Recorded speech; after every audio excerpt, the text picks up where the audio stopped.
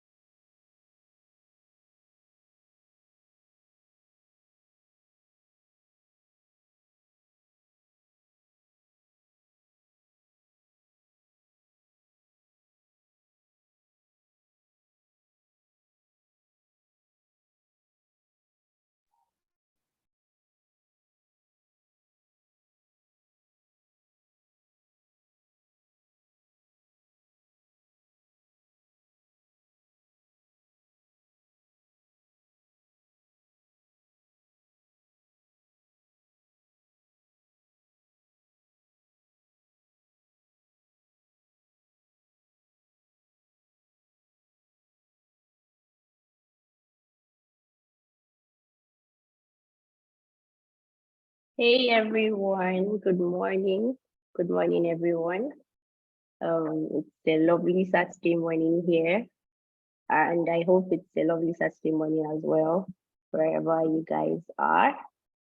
Good morning once again to everyone on this call. Allow me to officially welcome you to the June edition of the Host Now Activate webinar for the year 2023. I'm your host, Anu Oluwapo Ogun. Okay, let's dive right in. The topic we're discussing today is a very, very crucial one, seeing as how artificial intelligence, that's AI, has become an important aspect of the future. And I'm sure like quite a number of us would resonate with this because new AI programs like ChatGPT caused quite a buzz this year. And there have also been a lot of controversies as how much threat AI poses to our different job industries. With all of this knowledge, with AI and uncertainties that are surrounding it, I think we all owe it to ourselves to stay ahead of this developing trend So this brings us back to the purpose of this webinar. We will be having amazing insights from knowledgeable professionals in this field, providing us with so much insight on this topic. So let's sit tight, guys, because we are going to have a very enlightening session with Morgan and Blessing. Morgan Victor is the founder of Wowow Innovations and co-founder of CodeFest International, while Blessing Oladeji is the CEO and co-founder of Octave Analytics.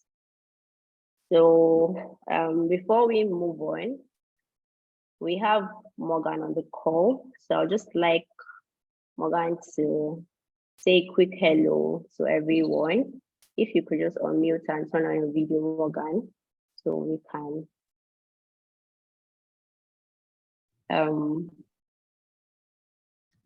Hello. Hi, Morgan. Good morning. Okay. Good morning, everyone. Good morning. It's nice to have you here. We are looking forward to hearing so much from you. Can't wait to have you. Blessing will join this call soon. So we'll have him just take a quick hello as well when it comes up. Please, if you are having troubles hearing me at any point, you can always just indicate in the chat section. So I'll be able to take note of that. So moving on, I will just do a little bit of housekeeping so we have an idea of how this webinar will go. We're going to spend a total of 1 hour, 30 minutes on this meet. We'll have 2 keynotes from Morgan and Blessing, which will last 20 minutes each. And at the end of both keynotes, we'll have a 30-minute panel session where we'll be taking questions and comments from you guys. So please, if you have any questions right now during the keynotes or after the keynotes, just put them down in the chat and we'll speak to them immediately after the keynotes from the speakers. Okay, welcome once again. We are moving to the event proper. Okay, for our first keynote, so we're having Morgan. Once again, Morgan, like I said, is the co-founder of CodeFest and the founder of Wowow Innovation. I will just take a little citation before we have Morgan take us on his keynotes. So Morgan is a visionary individual who has made significant contributions to the field of technology through his passion for programming and innovation. He started programming while awaiting admissions to the university, and during his time at the university, he established an app club which provided a platform for students to learn coding and enhance their programming skills.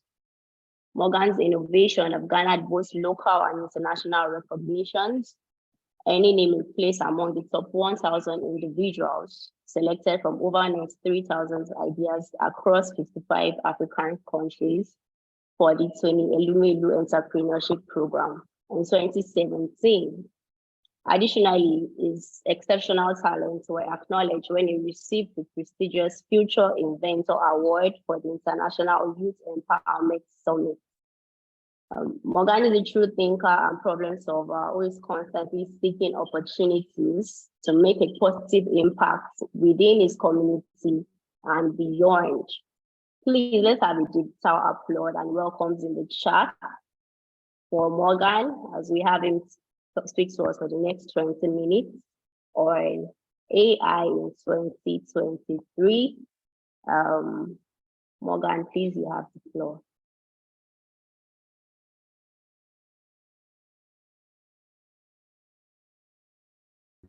Nice to be here today. It's a great privilege to be on this great platform, host Nana and the team. I will be sharing from a slide I prepared for this keynote. So though actually I want it to be more of an interactive section. So hopefully maybe after the keynote, then there'll be room for the interaction. So I will be sharing from my slide, just like I said. So let me enable that.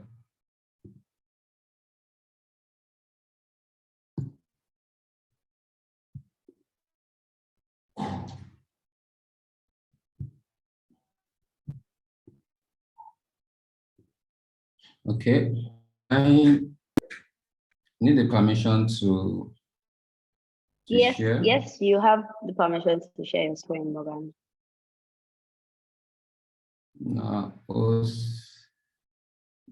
I think I still don't have the right.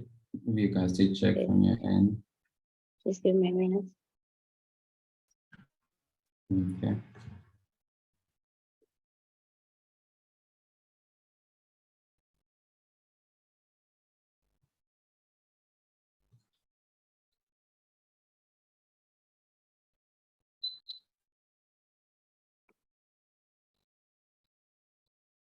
Okay, please, you can go ahead now.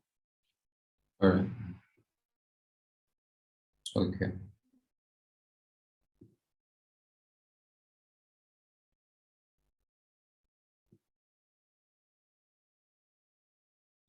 All right.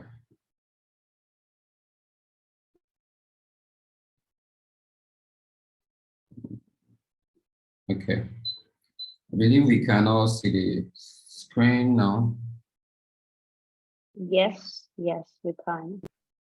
All right. All right. Yeah. Okay. So, and it has been like a wave that came along, early this year, that AI and everything and all that. So AI has not, this is not just, it's not new.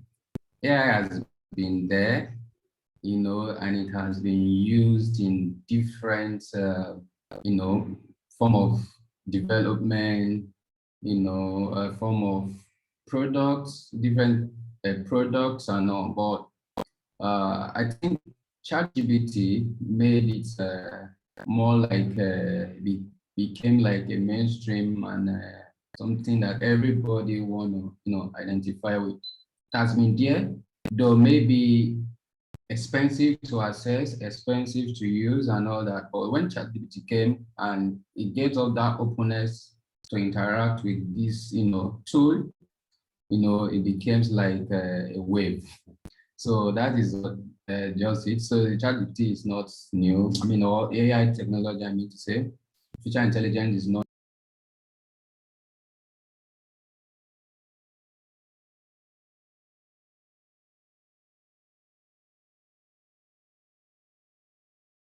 Okay, I think we lost Morgan for a minute there.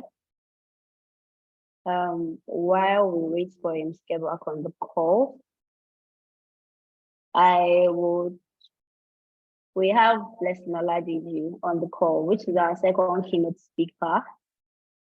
So please, okay, I think we have Morgan back on the call.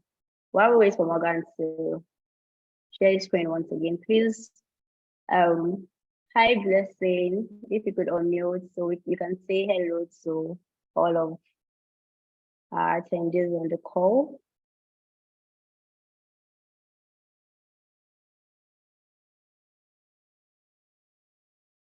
Okay.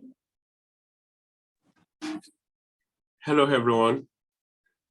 Hi, Blessing. How are you this morning? Hi, Anu. Thanks. Sorry, I think I've been struggling with my network, but I'm good. I'm standby. Hi, everyone. Yeah. Good morning. Thanks for having me. Yeah, it's nice to have you here. Hopefully, we'll see your face when you are taking your keynote.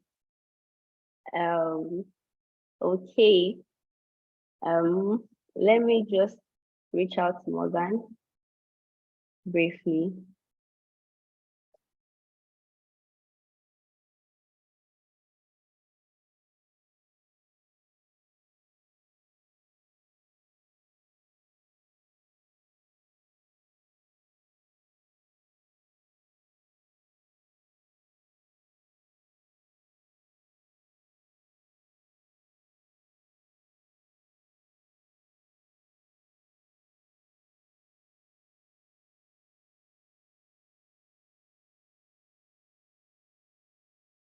Okay, welcome back, Morgan. Okay. Okay. Thank you. So I might be with the turn of the video. I don't know whether it's my network that is causing that. So can we all hear me now? Yes, loud and clear. All right. So I'll go straight into my keynote. So understanding AI. So it's good we understand what this AI, when you hear artificial intelligence, what does it really, stands for? But when you hear artificial intelligence, what does it really mean? What does it mean, artificial intelligence? So it's actually a simulation of human intelligent processes by the machine. So instead of the human, performing these processes, artificial, or we use machine to automate these processes. So that is just what it's all about. So it is a simulation of human intelligence. So when you hear AI and everything, so and the capability of human being trying to say, okay, human being processes the particular task, it learns it and try to say, okay, let me improve it, let me make it better, let me make it faster. So that is just, what AI is all about. So computer system more, in that understanding and making it perform exactly what we are supposed to be doing more intelligently. All right. So that is just the basic understanding of what AI is. So it's a simulation of human intelligence. So and trying to learn the processes and going by that. So what are the examples? So AI powered assistance. So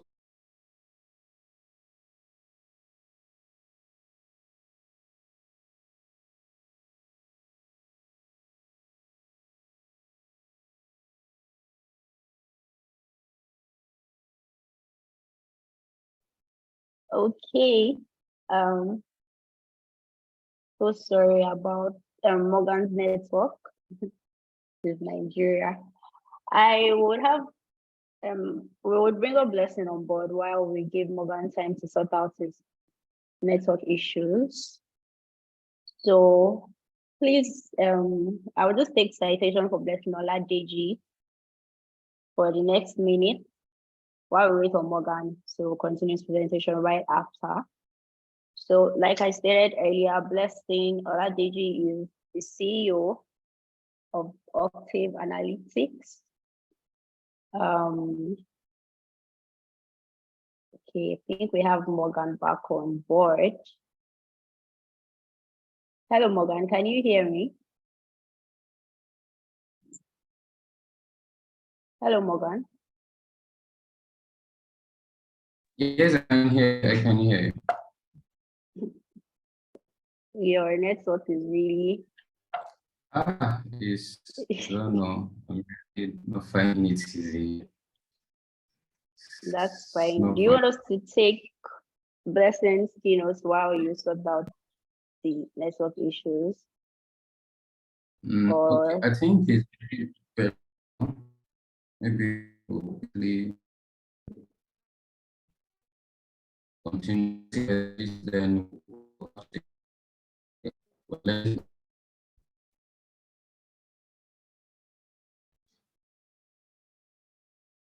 yeah, I think it's just hello. Morgan. Okay, yes, we can hear you clearly. Sorry. So I need to give the background and I want to begin to identify examples of AI tools and the applications, right? So we have, what are those tools? One thing we should know as humans is that AI is actually a tool for us. So, and the issue of will it take my job? It will take your job if you fail to recognize it as a tool that you can use. So, some of AI and the applications. Yeah, so we have a AI assistance, so automating tasks. So, for example, just like we say, simulating human.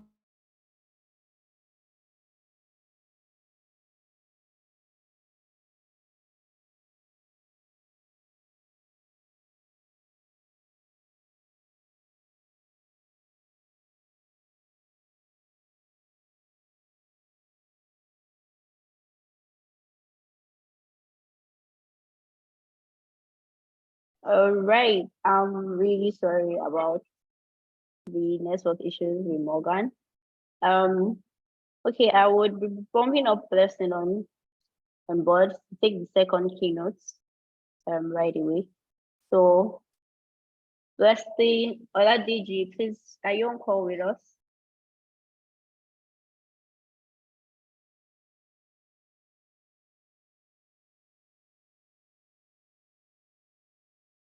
Hi, Blessing, are you on call with us?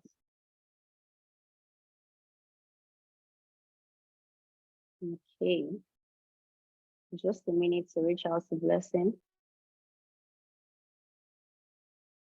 Thank you, and hi everyone. Good morning. Please permit me to conserve the bandwidth by not turning on my camera. Maybe towards the end of my presentation, I'll turn on my camera. I think the weather, together with the quality of network that is offered in Nigeria, is all affecting the session this morning. So let's try and be smart around it. I'll quickly make my presentation because the time that Anu gave me is very, very short. So let me get started. Yes. Before we have you on board, just allow me to let me just take your citation so everybody know all the wonderful work you've done. I know that we are not here to play. We're bringing someone who's very knowledgeable in this topic for you guys, so you can have thorough understanding of this theme of the webinar. So just in next minute, Blessing Oladeji is a data scientist and IT expert who has been CEO of Octave Analytics for the past 6 years. Octave Analytics is a data management company. He has overseen and managed several data-related projects for private companies and the federal government of Nigeria, including the CBN and FIRS project. In 2018, he was appointed a member of the Data Analytics Workstream of the National Economic Summit Group. In 2019, he received the Industry Support Award for the Data Science of Nigeria for his contribution to the Nigeria data ecosystem. He also led the team that won Zenith Bank, Access Bank, and KPMG Data and Technology hackathons between 2017 and 2019. Blessing is globally certified by recognized credentialing organizations such as Oracle, Data Science Council of America, Cisco, and International Institutes of Business Analysis. I could go on and on about how passionate he is for technology-related initiatives. So please, let's just welcome him in the chat section as we have the second keynote from Blessing Oladeji. Blessing, please, you have the floor. Thanks a lot, Simon. Yes. Yes, I can't believe you read my profile. I'm not sure I'll be able to say it that way. My kind of have a scattered experience across different industry, insurance, decos, application development, and the rest. And once again, I want to thank you for having me this morning. I'm going to be discussing the risk associated with relying heavily on AI and the potential risks for error and malfunction. So to get started, what exactly is artificial intelligence? Well, what is AI? There are many definitions of what exactly AI is, but the way I put it here is the ability for machine to perform cognitive function that's usually associated with human beings. So, for instance, if they ask you to add 1 to 1,000, yeah, possibly it's what you'll be able to do, but machine is also able to do that and it's able to do it very fast.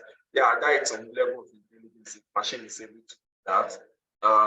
If you can drive yourself from, say, Yanopaja to Lagos Island without having accident, the vehicle can drive itself without human being controlling it from Yanopaja to Lagos Island. That is some form of artificial intelligence. Today we have people. So normally we have learned in our houses how to sweep the floor. There are AI robots that can also sweep the floor and sweep it and make it very clean. That is some level of intelligence. So essentially, those things that are usually associated with human beings, if a machine can demonstrate the capacity to get it done, then we can assume that that is artificial intelligence. And in order to build artificial intelligence systems, you need data. There are tools and technology and algorithms that you need to get it done, and you also need to understand the domain for which you are applying that data, where the data came from, and for which you are applying those tools. So that is more or less like an overview of artificial intelligence. And there are many components of artificial intelligence, so many aspects of artificial intelligence, like the machine learning. Machine learning is the ability for you to, like, a system that can predict. Before now, if you go into the historical application of AI-like system, so before now we can tell what happened in the past. So for a business can say, this is how much I made yesterday, and this is how much I made 2 weeks ago, this is how much I made last year. But when it comes to asking a system, how much are we likely going to make tomorrow? At that point, you are going into the realm of machine learning, or by extension, you are going into the realm of artificial intelligence, because you are simply asking a system, how much am I likely to make tomorrow? And so on and so forth. Yeah, it's a cognitive, there's computer vision where you have a camera installed. So I was in CBN sometime during that COVID-19 era, and I was not wearing my face mask. And a speaker out of nowhere just said, "Please wear your face mask." It was not a human being that was speaking. There was a camera that was watching me as I was approaching the entrance of Central Bank, and then he noticed that I was not wearing my face mask, and then it triggered a signal to the speaker that I should put on my face mask properly. Those are artificial intelligence systems. So it's able to recognize that, it's able to detect that there's a human being that's approaching, it's able to recognize a human being, it's able to also recognize that the human being is not wearing a face mask, and it's able to make a prompt to the human being. That is artificial intelligence. There's also natural language processing, like, of course, a lot of you on this call probably they are aware of ChatGPT, where you can interact with a chat bot, and it's going to be having conversation with you as if the way I and Anu are having a conversation.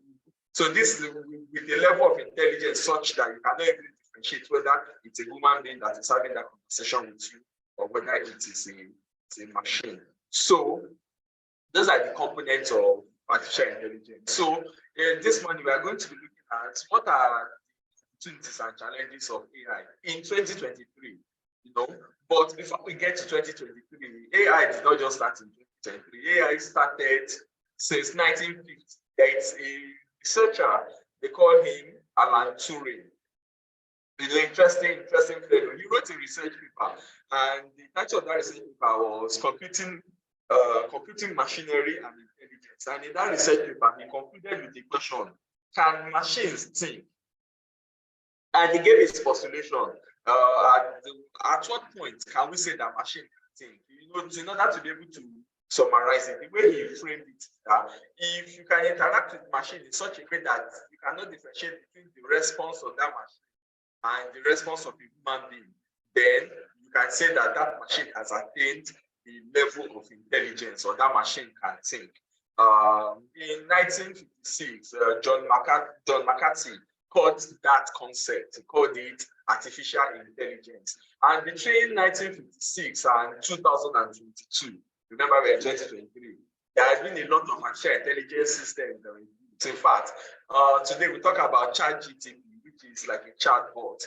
Well, the first chatbot was actually built in 1966. 1966 is called a lizard. Then, for those of you that play chess game on your phone or your computer, if you are not playing with a human being at the other end, if you are playing with the computer itself, that is some level of artificial intelligence, to the point that man has even built machines that is intelligent enough to beat a chess grandmaster.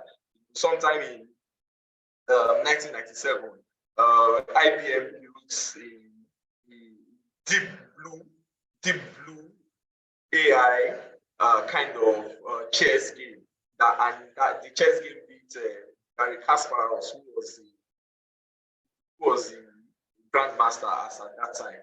Then self-driving cars, who had self-driving cars as far back as 2000 and 2005. We had like a whole lot of different variations of artificial intelligence systems built by different organizations between 1960, when the concept was conceived by Alan Turing, and more recently in 2022, when we started talking about ChatGPT. Now, but in 2023, what are the conversations that are mainstream today? So some of the latest conversation around artificial intelligence today, it's maybe ethics.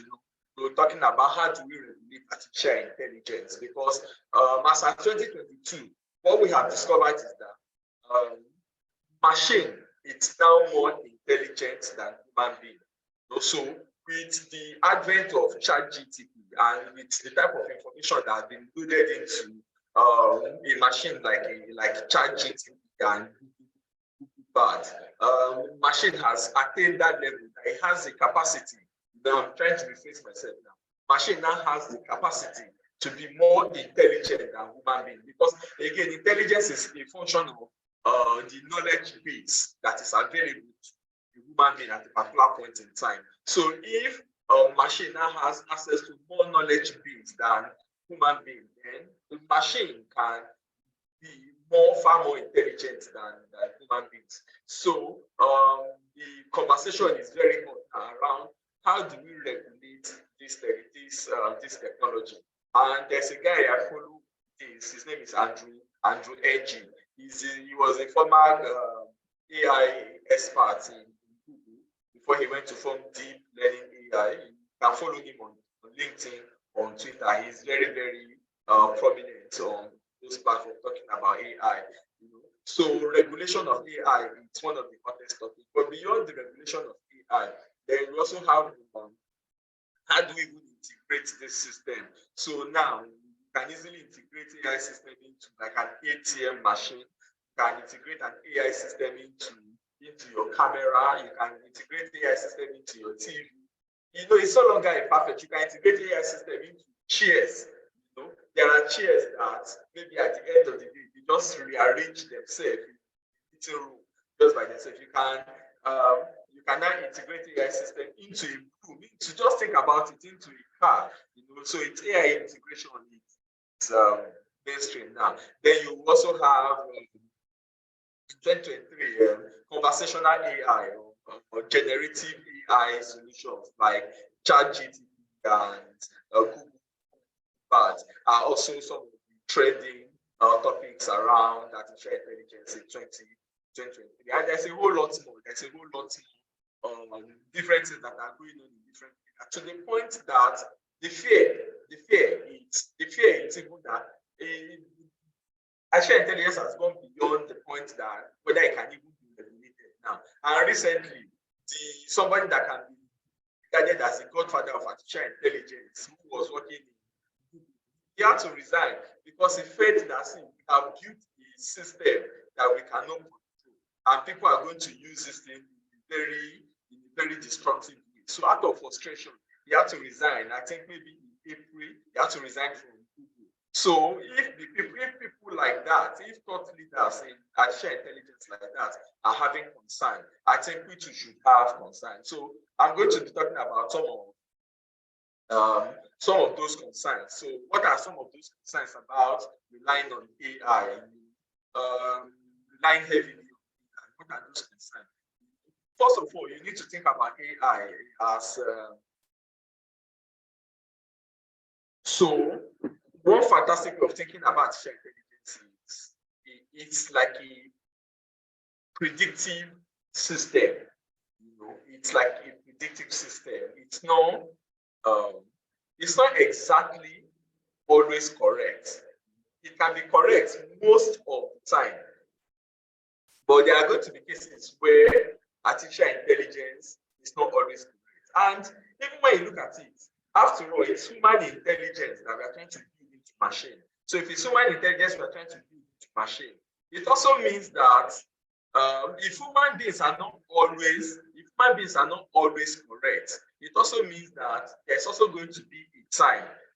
If human beings are not always correct, it also means that there's always going to be a time that the intelligence you have built into a machine is also not always going to be correct. So you need to be aware of that. That's number one. Number two is that for artificial intelligence systems that have been built into like an electromagnetic device, like maybe a self-driving car or a robot that can sweep your house or a camera, for instance. So this is electromagnetic devices. And for the electromechanical devices.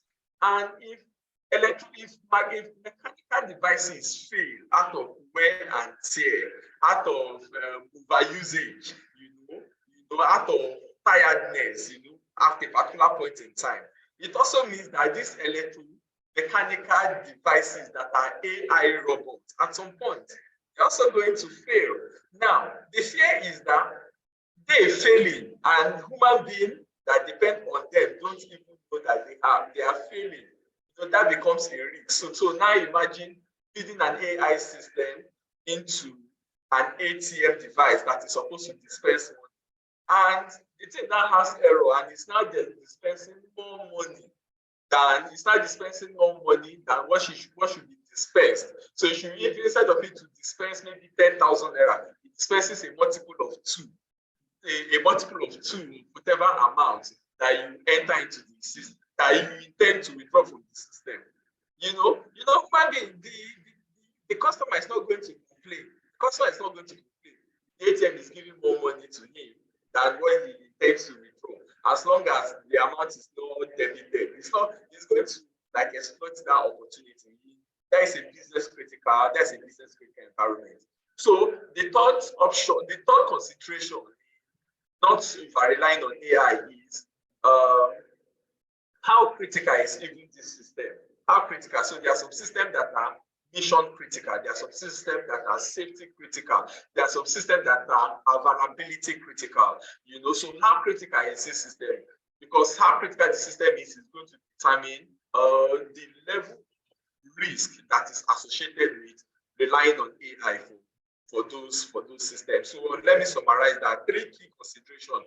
Number one is the fact that the machine itself on which you implement AI system, they are electromechanical in nature. So if mechanical devices fail, if electrical devices fail, so it also means that AI can fail at some point, maybe due to the mechanical component of the system or electrical component of the system.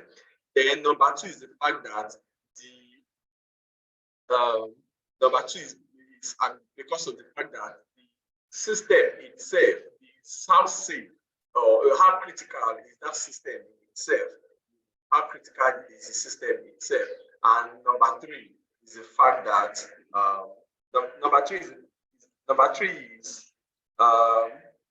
the machine itself only makes machine makes predictions. Am I still on the call? Let me pause a bit just to check if I'm still on the call. Am I still on the call?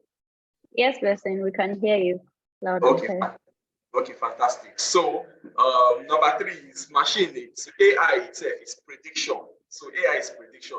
So it might always be correct, but there are going to be cases where it is not correct. So you need to understand that. So now putting that in context, so some of the dangers of reliance on AI is the fact that there is a reduced human oversight. So when you rely too much on this machine, you yourself as a human being, you decide to remove the attention you need to pay on the process or the output, of those type of systems, which makes it very, very dangerous if it's a safety critical or a mission critical system. So, for instance, most of the medical AI solutions, they are still in like concept or experimental stage, except for maybe the ones that are used in drug design. Even for the ones that are used in drug design, a lot of them, they are still in concept stage, because when those drugs are going through,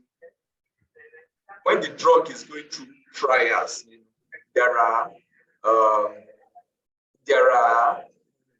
documents you need to provide for you to pass through regulatory, for you to pass regulatory organization. So if you say you are using AI, a lot of them have not been approved yet.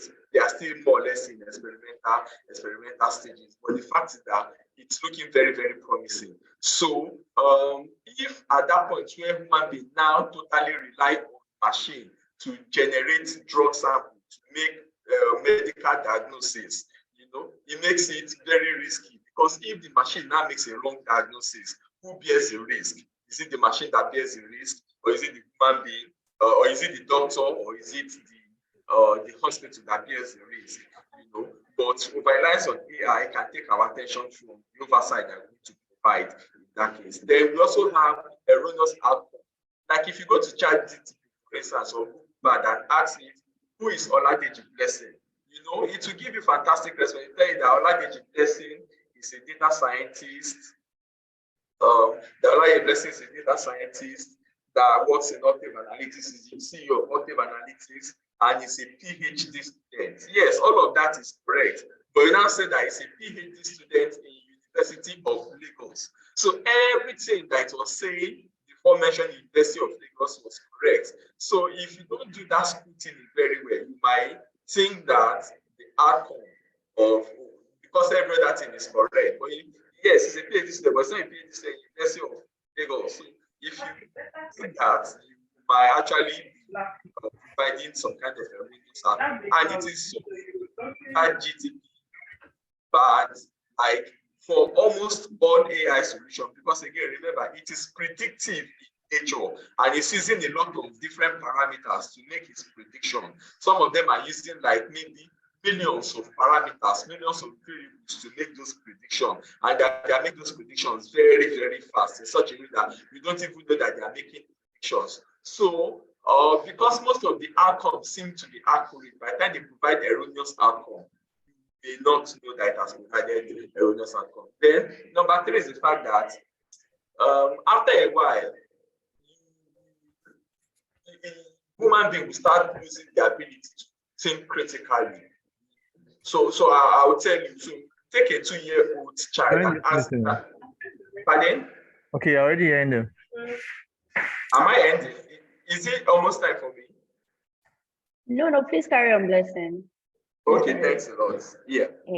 Okay, so if you take a 5-year-old child, for example, and ask the 5-year-old child, what is 5 plus 5? The 5-year-old child may be able to compute it by him or by himself or by herself, do the calculation. But the 5-year-old child can just go to the mom and say, Mom, what is 5 plus 5?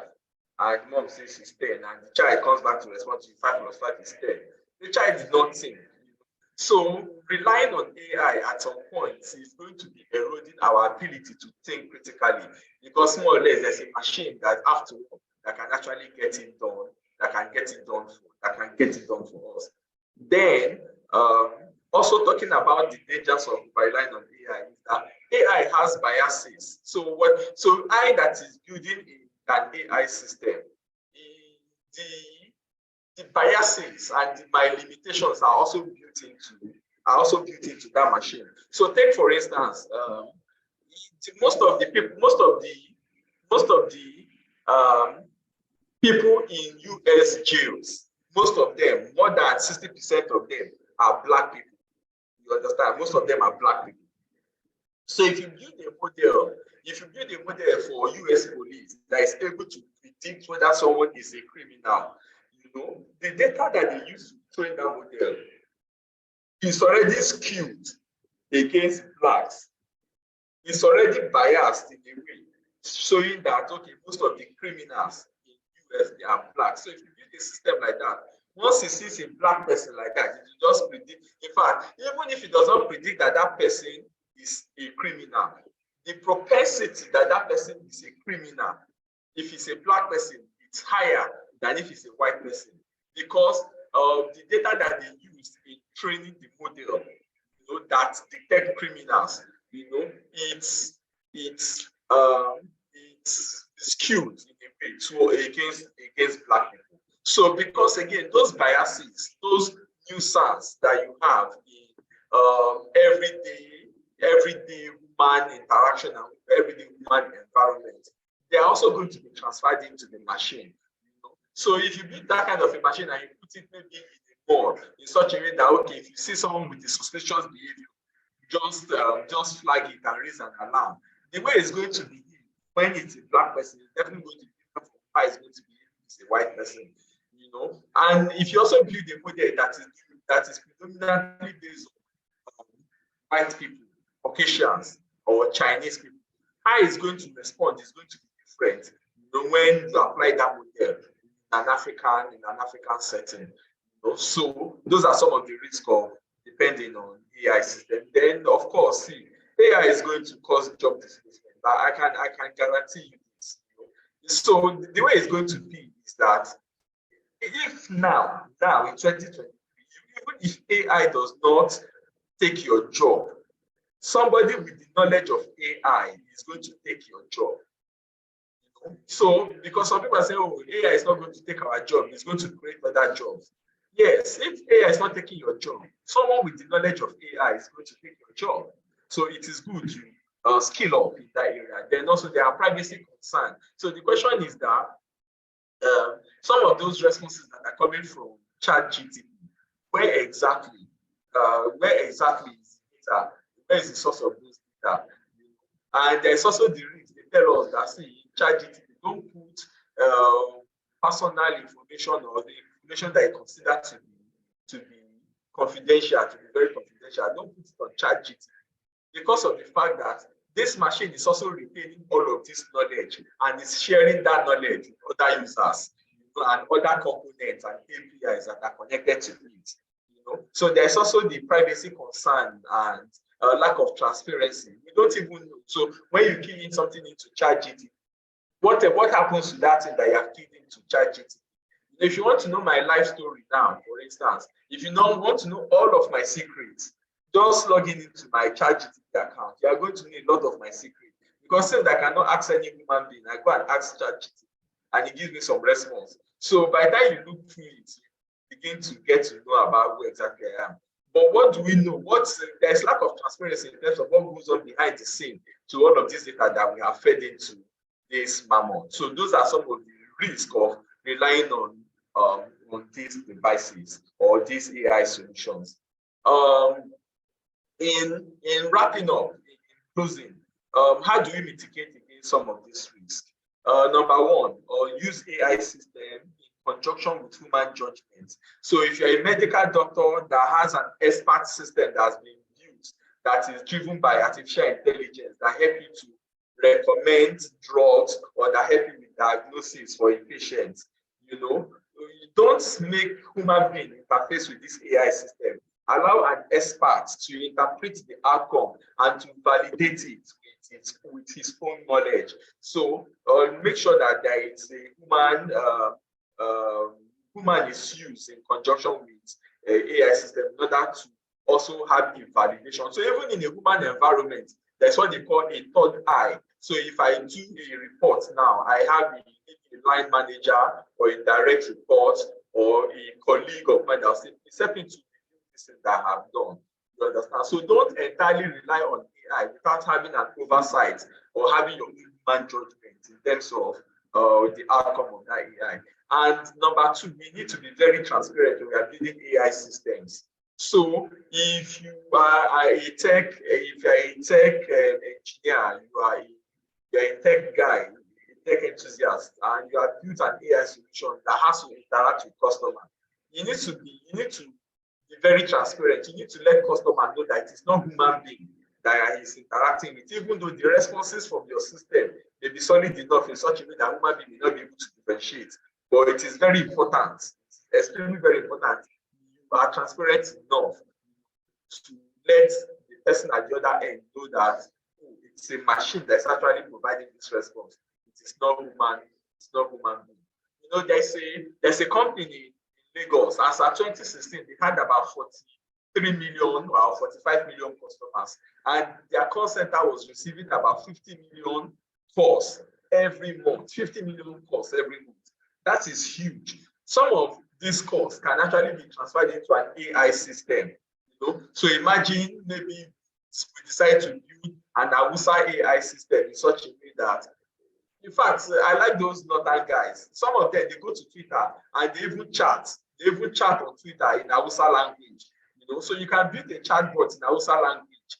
You know, that absorbs some of these calls that these customers call to this particular organization, absorb them, and then translate it into responses, conversational kind of responses for the users in order to improve the customer experience. Then, more importantly, is ethics. Although there is no universally accepted, there's no universally accepted body, you know, that guides the regulation and ethics of artificial intelligence. But again, there are some standard ethics, you know, private GDPR, the private data. You cannot expose private persons' information, you know. Information security. You cannot hack into a system that you are not authorized to access. So all of those ethics, you also need to follow these ethics when assessing or when you are building an AI system. Finally, before I close, how do you stay ahead of the curve? 4 points. I'll give you 4 points to stay ahead of the curve.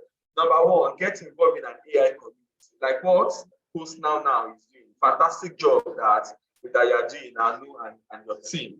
Get involved in an AI community where you can learn and share knowledge about the latest happenings in artificial intelligence, in data science within your community. That is very, very important. And stay up to date. You know, follow thought leaders on Twitter, follow thought leaders on LinkedIn. Get to know what is happening.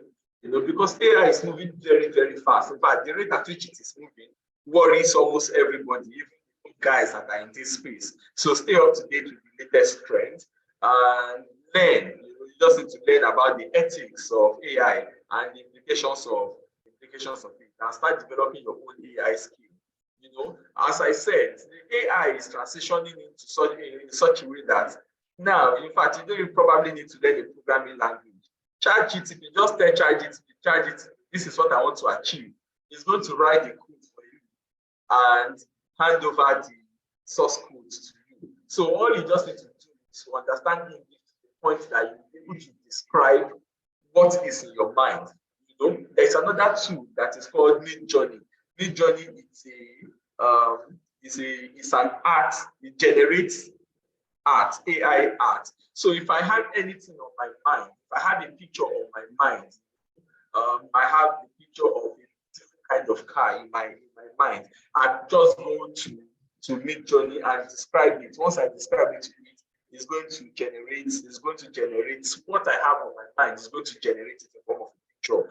This is what AI has turned into. So you can develop these skills, and more importantly, I will tell you, develop your English skills, because for what is coming, all you just need to do is be able to interact with this solution in English. and they're going to give you the outcome that you're looking for. Once again, thank you. I'll be glad to take your questions. Thank you so much, Blessing. That was very insightful. So much to take away from your keynote. I think one thing your keynote pointed out is just how much information we still need to digest regarding AI in general. There are a lot of development happening every day. Currently, just seems like a number of us are just trying to get on this. Are trying to get on this trend without fully having a full grasp of, oh, what are the risks involved? What is it going to like cost me in years to come? It's not just enough to have like surface knowledge. We also have to deeply understand how it affects us as a person, regarding privacy concerns, like you mentioned, also various job industries. Even with all these concerns and risks that AI presents, it also has its benefits as well that we can really leverage on. The truth is, regardless of how much negative it has, they are developing every day as well. So if you have any questions, please you can drop them in the chat section. But I just want to put in my own question to Blessing quickly. So please, some of these AI communities that we can always join to have full knowledge, day-by-day updates on what is going on with AI around us as well. If you could help us, if you could just state some of them on this call before we bring on Morgan to take his keynotes as well. Blessing, are you still on the call? Thank you. So, yeah. You want me to take some? Yes, I'm here. You want me to take some of the questions? No, not yet. I just need you to highlight some of these AI communities that you have knowledge of, that people we could also join as well to keep ahead of the trend. Yes. Okay. So I don't know how active this has been lately. There is AI Saturdays Lagos. There is AI Saturday in Lagos. Maybe you look it up. So there's AI Saturday in Lagos. So some of these groups, they probably don't call themselves AI. So you can hear things like maybe Data Science Nigeria. There's Data Science Nigeria, which is also like a non-profit organization that tries to help young people to upskill in the areas of data science. There is this group of people that meet somewhere in Java every month. I can't remember the name of that group. Maybe I can send it to you as part of my slide. Then I'm sending the slide to you so I can share with people who have registered. So there are a couple of groups. Then in different cities and in different towns in Ibadan, I know that there's AI Saturday in Ibadan, and there's also DSM in Ibadan. There's AI Saturday in Ife, there's in Abuja, and so on and so forth. So some of these people, they are spread all across Nigeria, where they meet in different clusters and they talk about the different trends in artificial intelligence. I'll do a compilation and share with you to share with those who have attended this session. Thank you. Thank you so much, Blessing. Thank you very much.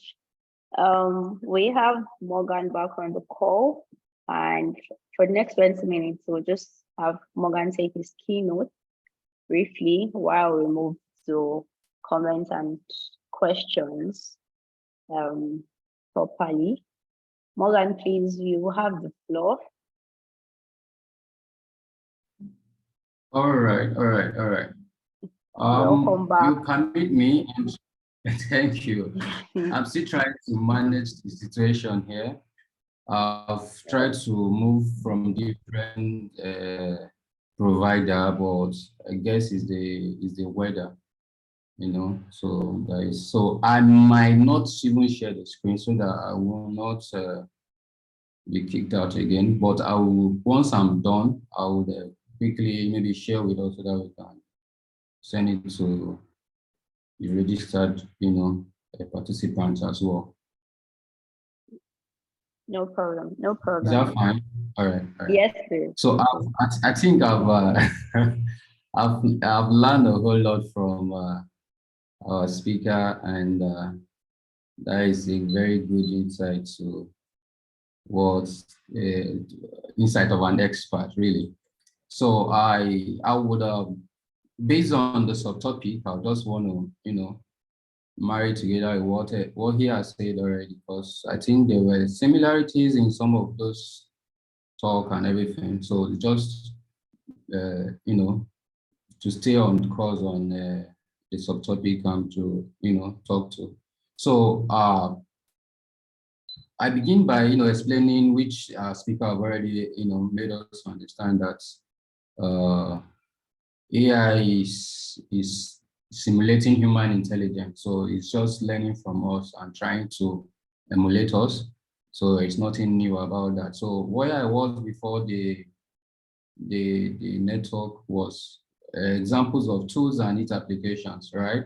And based on, in addition to what you have said already, so I'll quickly give basic examples of that. So we talked about AI-powered virtual assistants. So that is where ChatGPT and all those related chat applications are similar to what we call, though it's text-based, but when you hear Siri, when you hear Google Assistant and all those things, those are AI-powered. So these are some of the examples of what we are talking about in terms of a virtual assistant which are powered by AI. So that's that. Also talked about smart marketing insights. So AI-powered marketing tools can provide insight into customer behavior and preferences, allowing businesses to make more effective marketing decisions. When he was telling us about the the disadvantage or the consequence of you using these tools, right? You like it or not, the age we are is more or less tweeting to like a more open world. Openness in the sense that none of your data or your information is actually private in a way. You might have privacy issue, tweaking it that to fit into what you are you want for you to use a particular service. But in real sense, please, are we together? Yes, Morgan, we can hear you loud and clear. All right.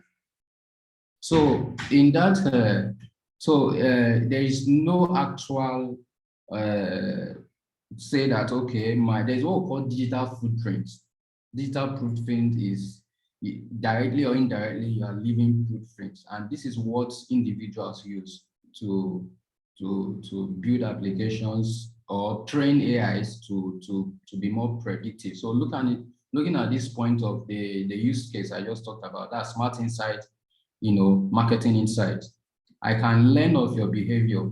For example, Nigeria just signed the open banking bill into law, if I'm correct. So now, what does that mean? It means my bank, with my consent in a way, consent is, they just give you a list of a very long detail of privacy policy that you need to agree to. And I would bet you, how many of us have taken our time in this those of us that are in this call to know whether you take your time to read all the privacy policy that have been presented to you in any application before. Please, I would like to have an insight on that. Have you ever taken your time, Facebook, Twitter, all those things you use to read all through the privacy policy? Most times we don't. All we need I need to use this service and I just okay it and you go on. what happened is that you are leaving this digital footprint that is being used to now predict your behavior. So look at your pattern of, oh, this guy likes going this place. Let's show him or her an ad that is targeted to that location. This guy like buying things on weekly. Okay, what can we do? So you understand. So all this data are being, being fed by real humans. You understand, into this. AI does not act on its own. That's just this thing, the simple truth. It depends. What I mean to say, it depends on data for intelligence, for any action and everything. That is why you could type some what's it called, commands or whatever statements on ChatGPT, and I tell you, because of my limited knowledge, I can't assist you in this aspect. You understand? So if he's all knowing, if he's almighty, then why not give me all the information, even they want in the future? You understand? But logically, he can, based on the past data, he can predict, okay, this is the likely possibility of this, So what is really happening is called rubbish in, rubbish out. So whatever it is that is being sent is what is being given out. So, but AI takes it further to now say, okay, I fine tune it, give you, based on this data, based on what is available, I can now say, okay, this is possible. And it could tell you, I can't give you 100% accuracy, but this is possible. So that is how the examples of the AI tools and its application in terms of marketing, getting marketing insight. So also have the place of efficient supply chain management. In this aspect, you might want to talk about, in the agri space, there is issue of supply where we have perishable goods. Before it moves from a particular destination to the final, consumer market, there is always issue of people losing money and all that. But with predictive, AI and the application, AI can optimize the supply chain processes by predicting the demand. You understand? So I can only predict, I can say, okay, my farmers can harvest now when they can transport when the demand is high or when there is need for it.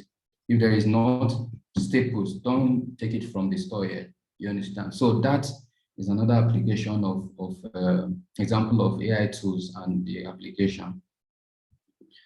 So in any point that you're not hearing me, please indicate. I'm just trying to manage the situation here, please.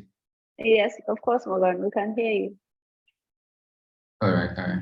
So then the aspects that I want to talk about is how AI helps streamline business operations.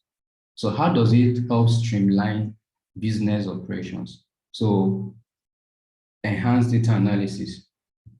So one of it is it provides us with an enhanced data analysis. AI helps in analyzing massive amounts of data, enabling businesses to make informed decisions, ultimately improving productivity. You understand? So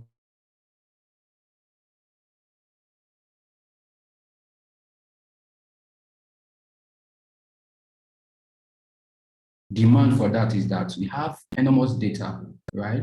We have enormous data that can help make informed decisions, that can help make accurate, predictions. You understand? But because of the knowledge, you don't have the know-how. This data, many organizations have enormous data based on the buying record, transaction records of your customer, their buying pattern, all these things. When it is properly analyzed, you can have a more productive, company. You can have a more and a more informed decision. Okay, why did this guy stop buying? Okay, why is this guy always buying at this time? So that is that. So with that, with AI in business operations, we have an enhanced, data analysis. So I'll continue with the next point, which is efficient customer service. Efficient customer service. So in this aspect, we talked about automated customer service powered by AI to ensure response time and resolution of queries, allowing for another smooth business operations. Okay, have you experienced where you have to call a customer care, you need to talk to a customer, care, support?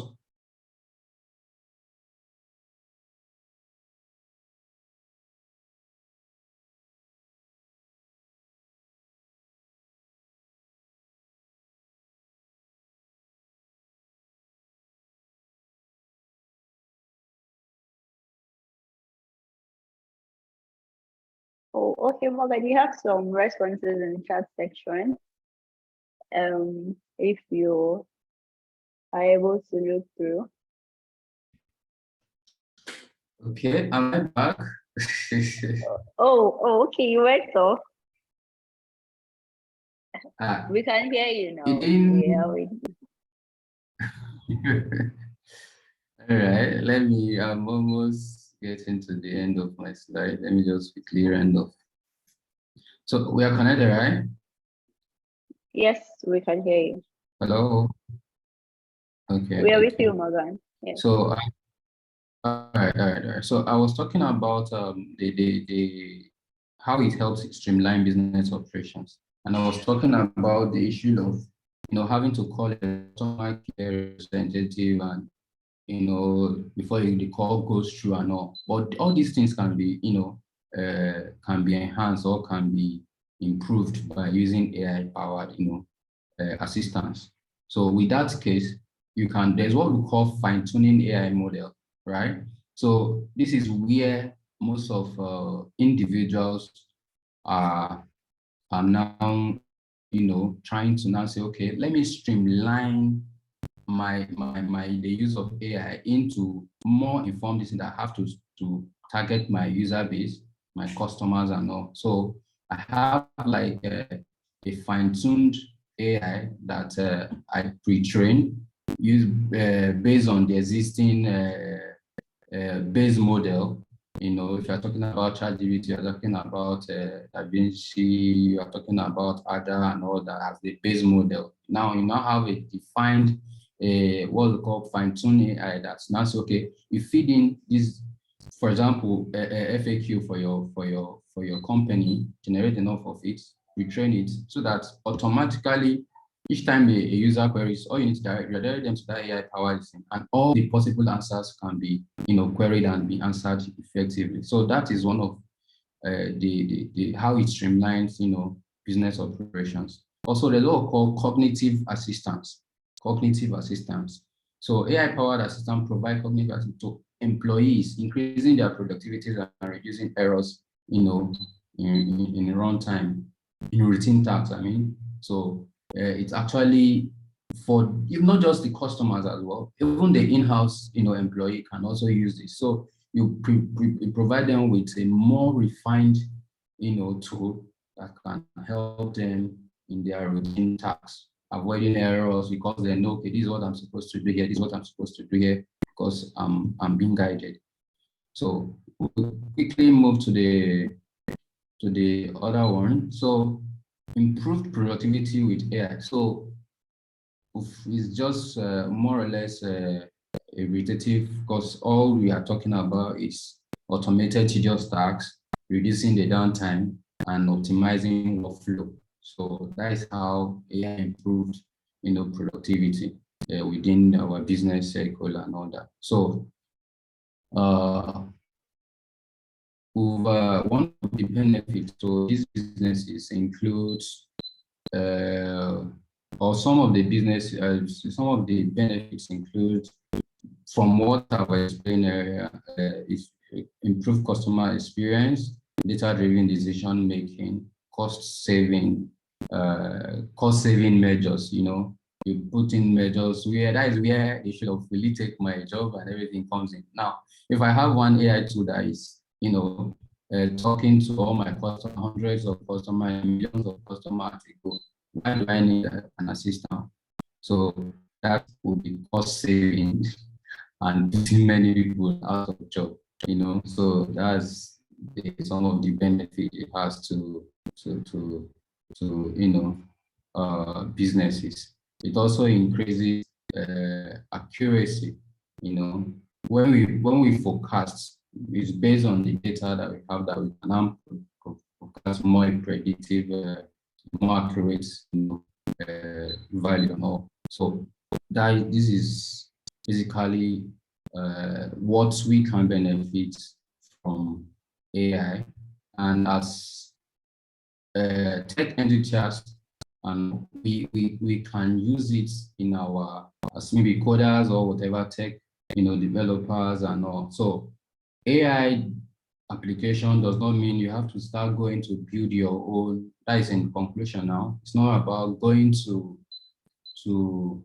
build the model, the base model yourself, which is time, money, and everything combined. What you can do.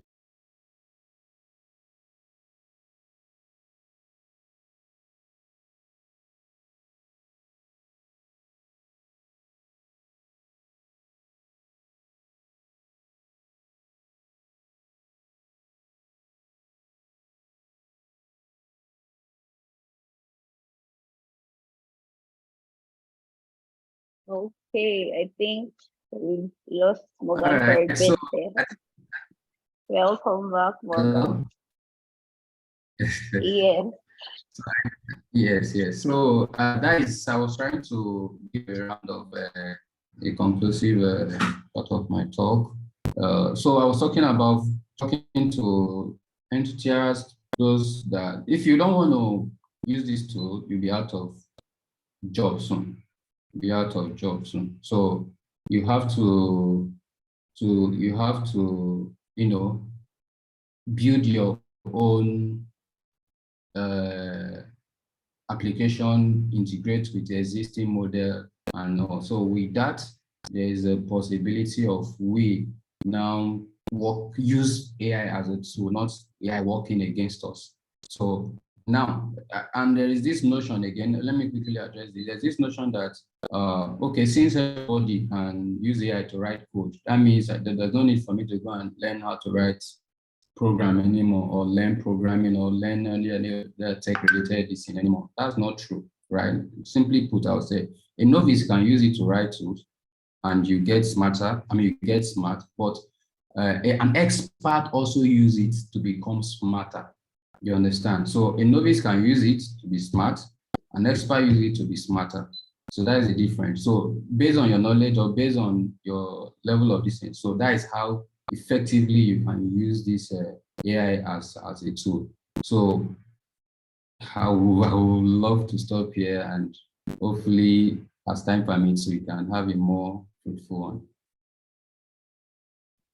Thank you very, very much, Morgan, for that amazing keynote. I think I would just not turn on my video so we can conserve bandwidth because of the poor weather. Thank you once again, Morgan. I think one thing I would like to dwell on, towards, like you said, towards the end of your keynote, yes, we can use AI to get smart, but it will take a lot for them to completely displace the software engineering peeps, because again, as much as AI can help you to generate codes and all that, you still need the intelligence to make it better. So regardless of the fear about how AI will displace, of course they will displace some job roles, but jobs that require high emotional intelligence and that require some certain skills would take a lot for them to displace that, because AI basically dwells on preferred tasks and data, which is also something that human beings have to supervise as well. So they can't really perform tasks that involve reasoning. This, I'm speaking to current trend now, because 2-3 years from now, the world is evolving very fast. You can't say what will happen as time goes on. So yes, our time is fast spent. We're just going to move straight to the panel session. I have some questions that came in on the chat and some that came in privately to me as well. So I would be directing some to Morgan and Blessing. Please, I want to confirm that I have Blessing on the call and Morgan too. Please just let me know if you can hear me, Blessing and Morgan. I'm Okay, here. okay. Thank you. So, I think I want Morgan to take this. Someone asked, as a newbie, where should the knowledge path to learning AI start? So, if you could just give a brief rundown of how exactly, as someone that's just new to this information. I know Blessing mentioned before some communities that you could leverage on to have information about this. But what if you want to fully get into that space? How exactly do you keep up with this trend over time? And please, Morgan, you have the floor.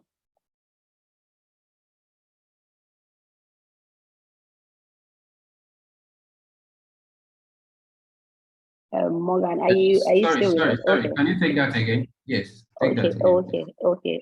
Someone asked that for a newbie, where should the knowledge path to learning AI start? I'm directing this to you because I know you have extensive knowledge as a programmer, which is why I know that you started coding from a very young age. So for people that want to get into AI proper, not just the basics, not just the information, like they want to really leverage on that space, like what advice do you have for such individuals? Okay. If you really want to go into core AI as an expert, as an area of where you want to be a professional in or specialty. So now there are various, for those into that, if you are tweaking, or generally, let me just put generally, you have to now talk about machine learning, data science, then the programming aspects. Python is is a major tool for the programming aspect that you must have, and we all know that Python is one of the friendly snake to play with.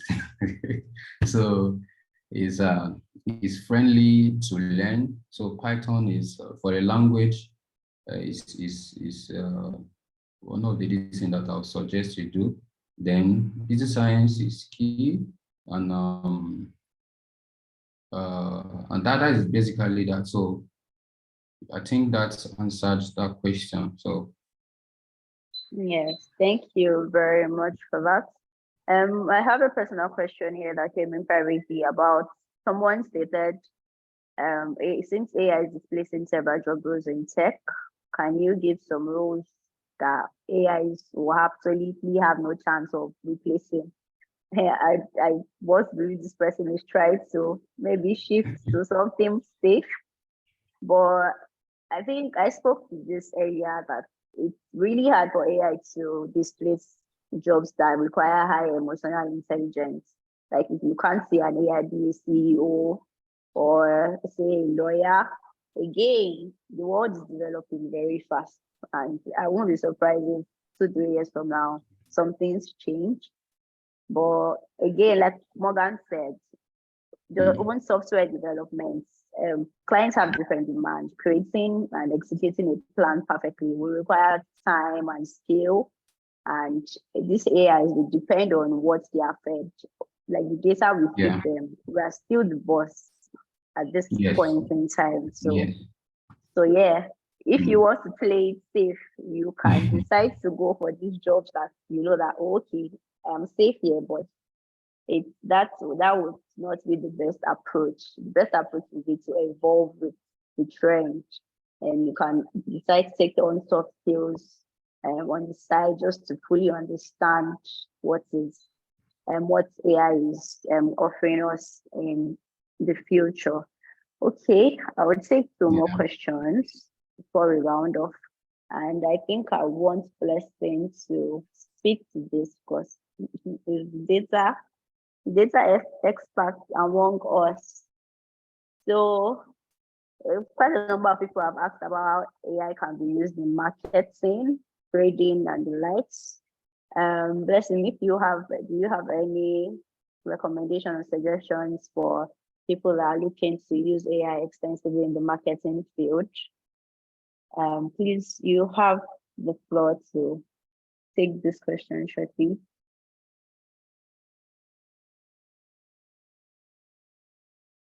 Do we still have Blessing on the floor? Okay, welcome. So AI for marketing. So it depends. Marketing means different things to a whole lot of people. So let's look at maybe e-commerce, for instance. So you say that when you go to maybe something like Junior or Coda and you're trying to check out, you see display at the bottom that, oh, the people that bought this item, they also bought this other item. That is some kind of intelligence, and sincerely qualifies 100% as artificial intelligence, because it's using some concept of either machine learning or artificial intelligence in general to make recommendations to you, which is marketing, which is also like selling. So what it has done is that's what they call user-based filtering. So based on the items you have inserted in your cart, you can use that as a basis of making recommendations to you. If you have bought a pair of shoes and you have bought school uniform and you've not bought socks and belts, so based on what you have selected, you can use that as a basis of making recommendations.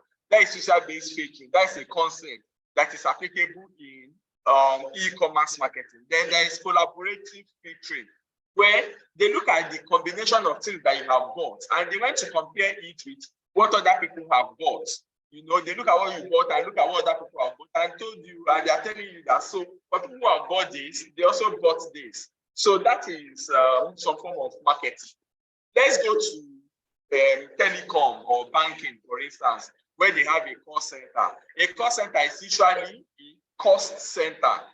Let me say that again, a call center. When you call in to say, oh, I have an issue A or I have an issue B, most of the time, these people, they just generate cost because they are sitting down there to just resolve customer issue, and that is all they do. Now, you can convert this using AI you can convert this to a revenue generating center. And that is what marketing people do, but it's marketing people that generate revenue. So after you have finished resolving a customer issue, so if you build a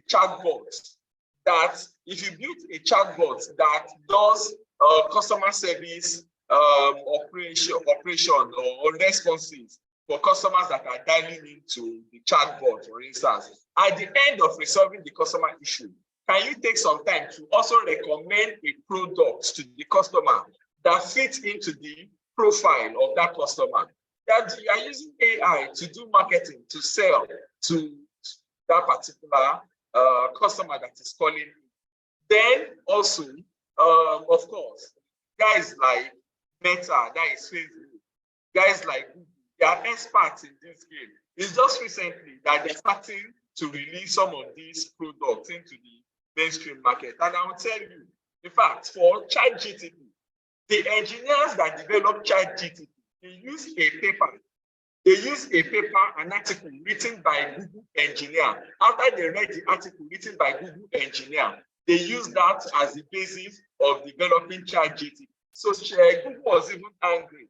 They're angry with the fact that, listen, we own this technology. We're even hiding this technology, but because you wrote an article and published an article on this technology, some people saw it and then developed something and they went to market before us. So these guys, what they do is that some of the data that you are inputting into this system, they are using it as a basis of profiling you and marketing and selling products that fit to you. They are selling products that fit to you. All of this, they are also artificial intelligence. It's profiling you, it's knowing you, it knows your age, it knows that you just put to bed or you just give back to a baby. It knows your age, your gender, it knows your net worth based on the things that you are browsing on the internet, and using that as a basis of making recommendations to you. So each time you are browsing Google, you are seeing some adverts that are being displayed to you. Those are marketing. So essentially, yes, that can be done. Then finally, you can also build robots. There are also robots that can do sales. So, but most of the time, the fact that we notice that people prefer to speak to human beings than speaking to robots. But you can also use robot. You can build robot that display some kind of product based on how it profiles a customer. Thank you. Okay, thank you so much, Blessing. Thank you. Before we round up, we'll just be taking one more question. Someone said, what are the key skills and knowledge areas that tech enthusiasts should focus on to pursue a career in AI in 2023? I think we already spoke to this, but some that you might want to consider, like, again, programming, machine learning, database, modeling and analysis, amongst others. That's why we brought two people in this area. We have Blessing, that is a data expert, and then we have Morgan Victor, who is into programming. So you can always connect with them via LinkedIn, Morgan at Morgan Victor and Blessing at Blessing Oladeji, if you have any questions in this area as well. So with that, we're coming to the end of this amazing session, and I want to thank every one of us in attendance.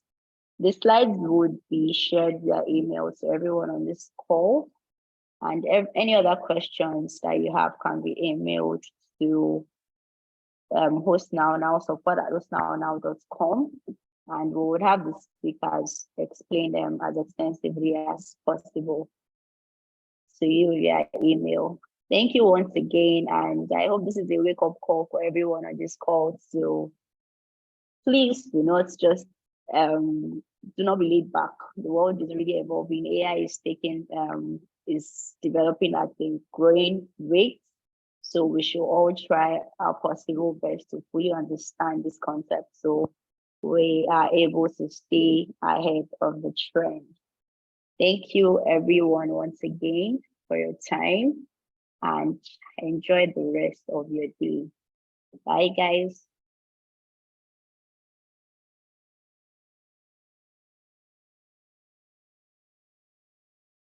Thank you for having me. Bye-bye. Thanks. Bye-bye. Bye-bye.